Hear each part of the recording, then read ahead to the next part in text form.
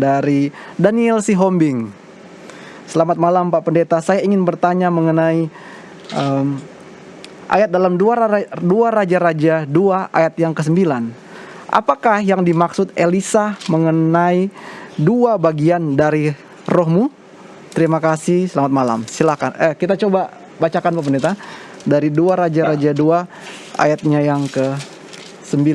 Oke, 2 Raja-Raja 2 ayatnya yang ke-9 berbunyi, dan sesudah mereka sampai di seberang, berkatalah Elia kepada Elisa, mintalah apa yang hendak kulakukan kepadamu sebelum aku terangkat daripadamu. Jawab Elisa, biarkanlah, kiranya aku mendapat 2 bagian dari rohmu. Baik Pendeta, silakan Pendeta. Terima kasih. Istilah 2 bahagian ini di dalam Alkitab, khususnya dalam kitab Ulangan, ada catatan dalam Ulangan pasal yang ke-21, itu adalah bahagian atau warisan yang diberikan oleh seorang tua kepada anaknya yang sulung. Ulangan 21 ayat yang ke-17. Ya, anaknya yang sulung mendapatkan 2 bahagian. Jadi pada waktu Elisa meminta dari Elia 2 bahagian dari rohnya, itu mengartikan Elisa mau agar supaya apa yang telah dilakukan oleh Elia sebagai nabi Tuhan, ia dapat melanjutkan untuk melakukannya. Mengapa? Karena ini cerita di dalam 2 Raja-Raja pasal yang kedua, suasananya adalah Elisa dan Elia sudah tahu mereka akan berpisah. Karena Elia akan diangkat oleh Tuhan. Dia akan diangkat ke sorga hidup-hidup. Cerita yang sungguh luar biasa. Boleh dibaca keseluruhannya. 2 Raja-Raja pasal yang kedua. Jadi dia sudah tahu Elia akan diangkat, maka dia meminta biarlah dia yang melanjutkan pekerjaan pelayanan yang dilakukan oleh Elia.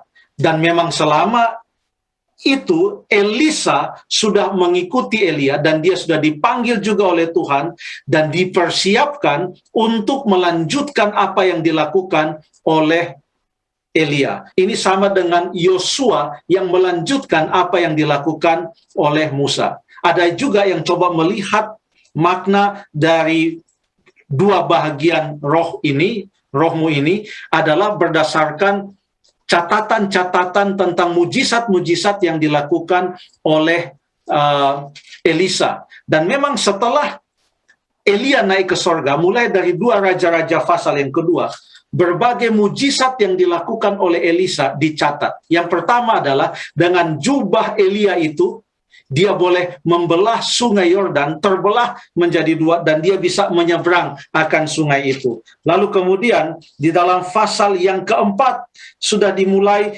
ada mujizat tentang minyak seorang janda yang tidak habis-habisnya itu minyak sampai habis itu bejana, baru kemudian minyak itu berhenti untuk mengalir. Itu dilakukan oleh Elisa. Lalu ada perempuan Sunem dengan anaknya, itu dalam 2 Raja-Raja pasal yang keempat. Lalu kemudian bagaimana Elisa mentahirkan apa yang menjadi yang membuat kematian yang ada di dalam kuali, ada makanan yang justru mengandung racun dan membuat orang mati, maka Elisa membuat itu menjadi tidak mematikan lagi. Itu dalam 2 Raja-Raja pasal yang keempat. Lalu kemudian memberikan makan 100 orang hanya dengan beberapa roti. Lalu kemudian Naaman yang disembuhkan. Lalu kemudian kapak timbul lalu mengapung. Lalu pada waktu orang-orang Aram datang untuk menyerang dan lain sebagainya. Ada banyak sekali.